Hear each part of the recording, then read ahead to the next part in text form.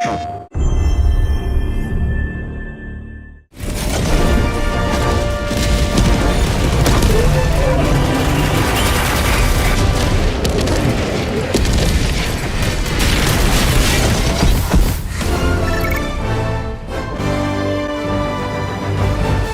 of democracy, we're going to the heart of democracy. The Illuminates are back, and they're back with a vengeance. This time, they come with their full fleet. And what do you do when ships invade you? You shoot them down. Since Omens of Tyranny, the Illuminates have been attacking planets all over the galaxy.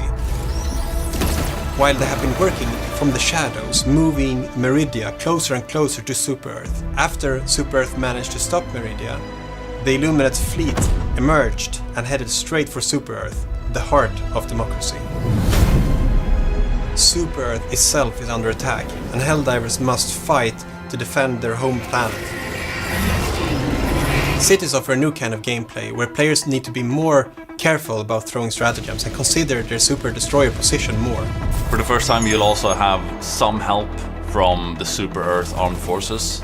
Together with them, they will try to combat the Illuminate threat and save Super-Earth from falling into enemy tentacles. Actually being able to go into our cores, our cities, our headquarters, it's a big part of the fantasy. Mysterious overships are looming over Super-Earth cities. You're going to activate a massive cannon, the planetary defense cannon. But not only that, you actually get to manually control and aim it, which is something that is completely new. The goal is to shoot the overship, but of course you can shoot whatever you want. In this mission, the Illuminates are trying to land their warp ships to establish outposts. It's your job to make sure that they don't get this foothold.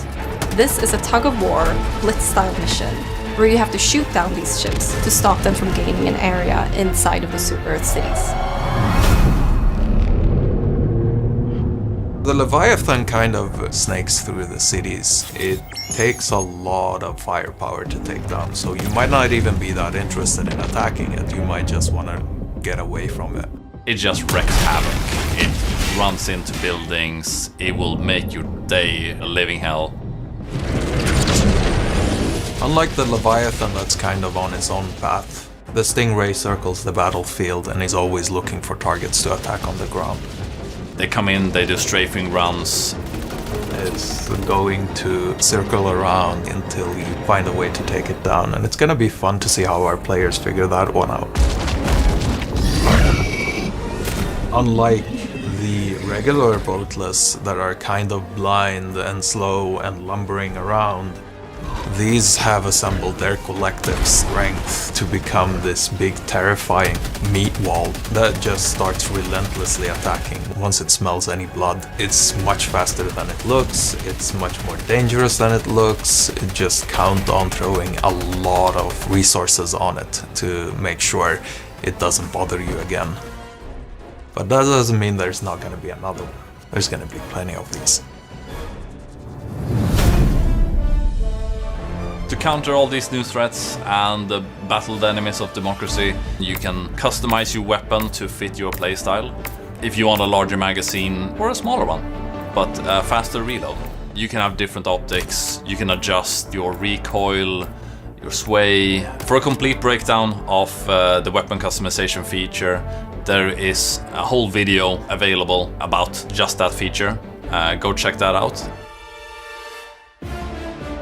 Of course, there are more things to this patch. Small changes, hidden changes. And I don't know where you are right now watching this, but I know where you should be. You should be on Super-Earth saving democracy. The flags are burning. Super-Earth calls for aid. Will you answer the call?